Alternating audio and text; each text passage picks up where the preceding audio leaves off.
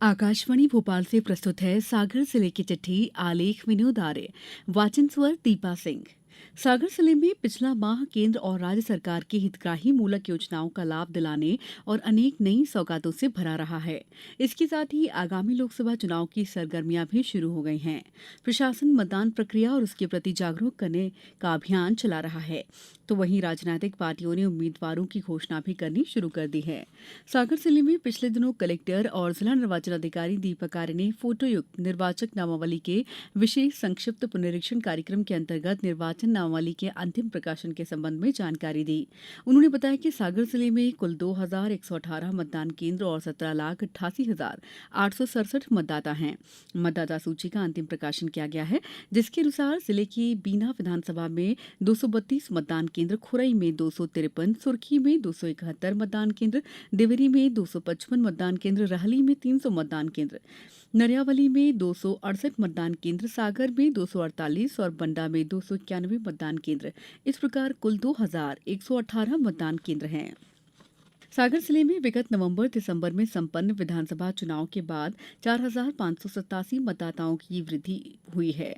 कुल 17,88,867 मतदाताओं में 9,40,254 पुरुष और 8,48,580 महिला मतदाता तथा 33 अन्य मतदाता शामिल हैं।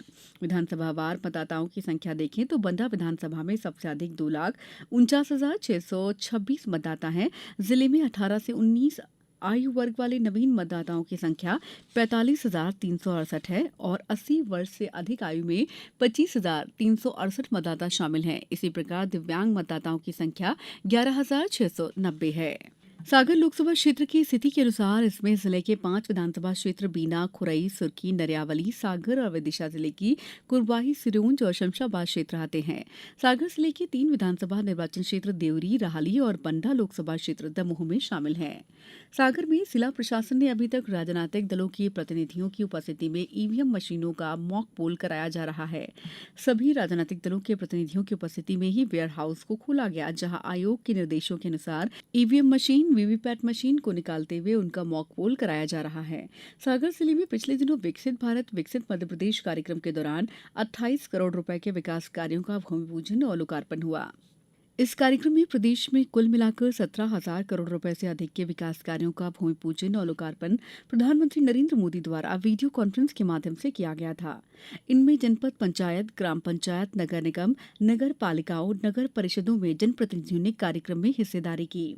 सागर जिले को अमृत भारत स्टेशन योजना के तहत प्रधानमंत्री नरेंद्र मोदी ने 145 करोड़ रुपए की सौगात दी है, जिसमें बीना स्टेशन पुनर्विकास कार्यक्रम के अंतर्गत 140 करोड़ रुपए की लागत से अत्यधिक सुविधायुक्त हवाई अड्डे की तर्ज पर बीना स्टेशन का विकास किया जाएगा।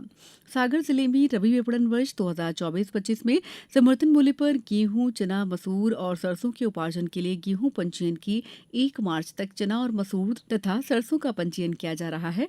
जिले में सेवा सहकारी समितियों के 109 पंजीयन केंद्र और MP online common service centre के 567 पंजीयन केंद्र स्थापित किए गए हैं। पंजीयन केंद्रों से अब तक कुल 23,661 पंजीयन किए गए हैं।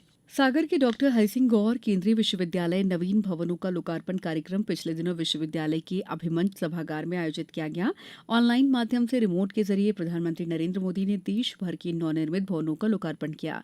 डॉक्टर हरिसिंह गौर विश्वविद्यालय के 3 नवीन भवनों, अपराध विज्ञान और फॉरेंसिक विज्ञान विभाग, ललित और प्रदर्शन कला विभाग, पुस्तकालय और सूचना विज्ञान विभाग के लिए एकीकृत भवन, केंद्रीय पुस्तकालय भवन का विस्तार और व्यवसाय प्रबंधन भवन विभाग के विस्तारित भवन का भी लोकार्पण हुआ।